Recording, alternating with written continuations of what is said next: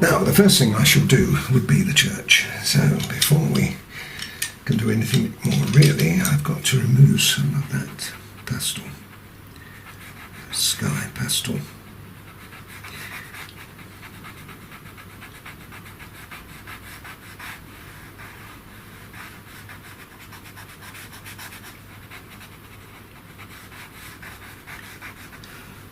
That's lovely. Okay, now we can find colours. I think I'm going to use the greys. I think I'll stick to the greys that we've used in the sky here. So we'll have these, and then we'll have an ochre, 182. Those are the three colours I think we'll use, but we really need to put a colour on first. So I'm going to make the colour on this side of the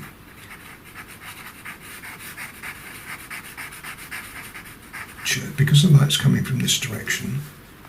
I'm going to put a little bit of light in. I don't want too much of this because I basically want this to be grey stone. And on the other side, we'll use the 230.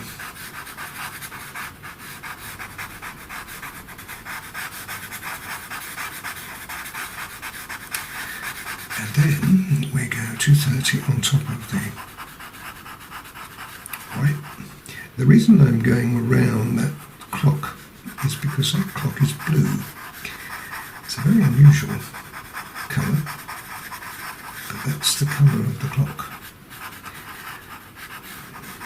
And then on this side we put just a little bit of grey. Now, not too much of this grey because it's going to be quite strong.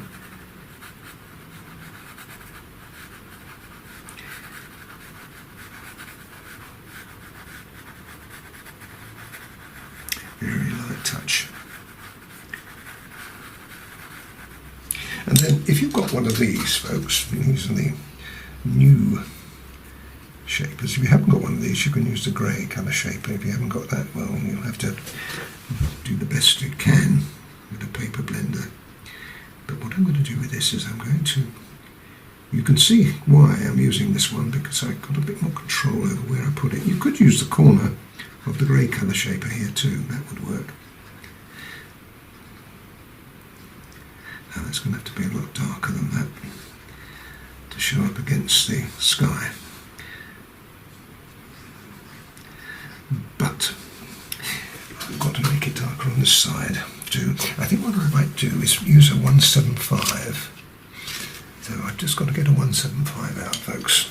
I didn't in fact pre-select these colours.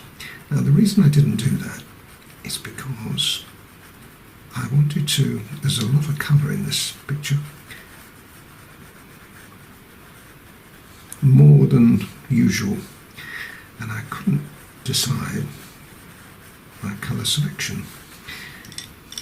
So I've got nearly all the colours out. I just want to choose them as I go along. Ah, that's good. That's the colour, but it's lacking a colour. So the colour it's actually lacking is ochre. That's the 182 I got out earlier. A little bit of 182 in there. You don't want to put 182 in too early because we don't want to make it an ochre church. I wanted to make it grey stone with an ochre tint. That's the colour we're looking for.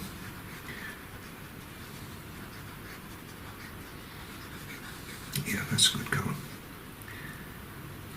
Now I'm going to complete this side of the church before I go on to there, because this is going to need quite a lot of depth. So with my 175, we put in the line that runs across there. We've got a couple of windows.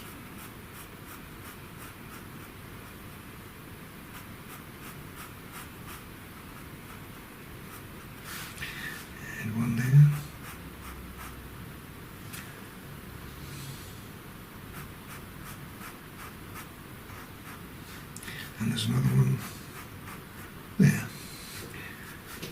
also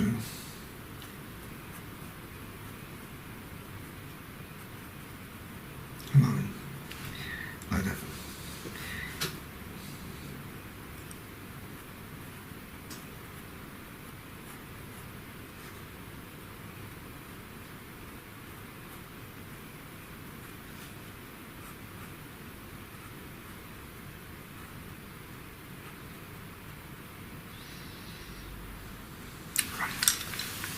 Now I'm going to turn it on its side because what I want to do now is to put a little bit of depth very, very lightly on the edge of the church down here. Very light. Maybe just a little bit in there too.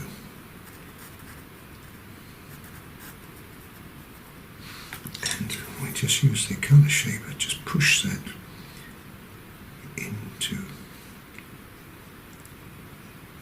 the other areas. Now that's pretty good as it stands.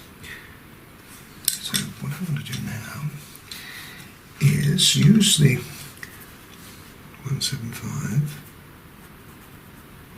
to put just a little bit of detail in now. Watch this, folks, because this is very, very subtle. You don't put a lot of colour in. It works simply because you've got the tooth of the paper running across, and that tooth picks up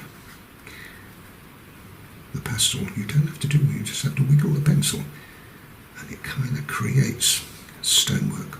Now if I stop there you'll see what I mean. Isn't that amazing? Let's continue. Just need to just very, very lightly touch the pencil, 175 this is, onto the picture. Now I'm pretty sure that there isn't another medium that will create this kind of effect so easily. But that is really remarkable. Now I'm going to sharpen my 175 up when I finish the whole church, because I need to just go back over these areas again. But I'm pretty happy with it at the moment. Although, to be honest, that's actually, that looks okay. Great. So we'll do the other side there now. Turn it round, and I want to be. What I've got to be sure about here is that I've got enough contrast between the church and the sky. Now you can use all the same colours, but the thing is you don't use them quite so strong. There's a chimney pot there as well I've got to worry about.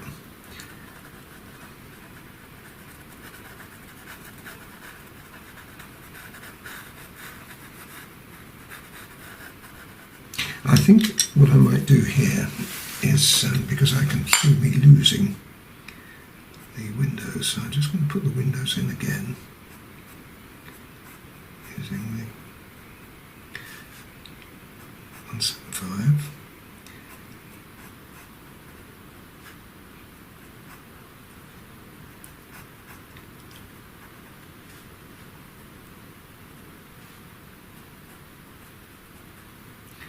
There's right. Now you can see the difference in colour because I'm using the 233 here. It's got a bluey look. The 175 gives it a grey look. Now watch this. I'll do just this top bit and you'll see how the difference is. Now that's not just this colour I've used there. I've used 182 as well. So we just put a little bit of 182 in there, very, very light. And that is amazing. Should it be, it's not too bad actually, should it be a little bit too strong, you just go in with some white. And there we are. There's no need to see me do all of it, but I think you've got the idea of that now. And then a bit more dark. depth there, and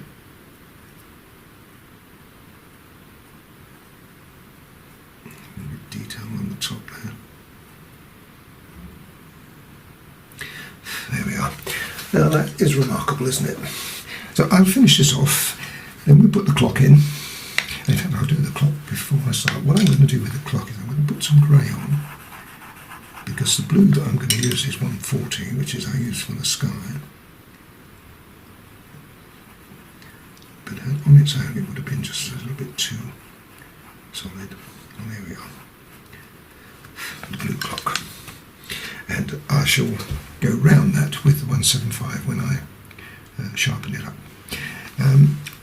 I've just looked at this and I'm thinking that maybe I've got to come down a little lower on that, because there's a chimney pot there which I haven't drawn very well. It's here, across here, like that.